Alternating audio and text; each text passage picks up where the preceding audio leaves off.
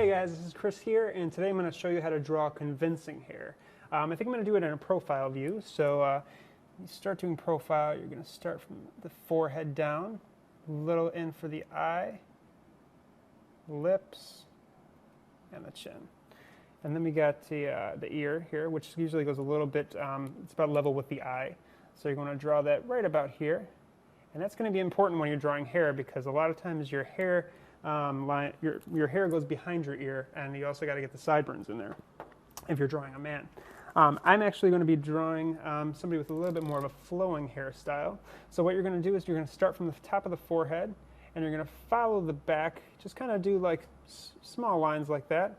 Follow along the skull in the back, and then as soon as you get to the back like that, you're going to start making waves. And then you can do it however you want. If you want to make it short hair, you can also make it short hair. Long hair, you can do long hair. But just make it really flowy. And then you're also, if you're doing it from the profile, it's important to know that you got the hair that's going behind the ear. So you kind of want to make some arcs back behind, make it look like it's going behind the ear from the bottom.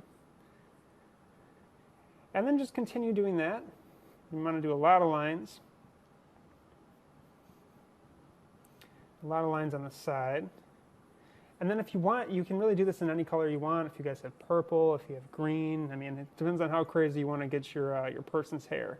But really kind of try to fill it out, because if you don't fill it out enough, there's going to be a lot of random lines that are in there, and it's not going to look too convincing as hair.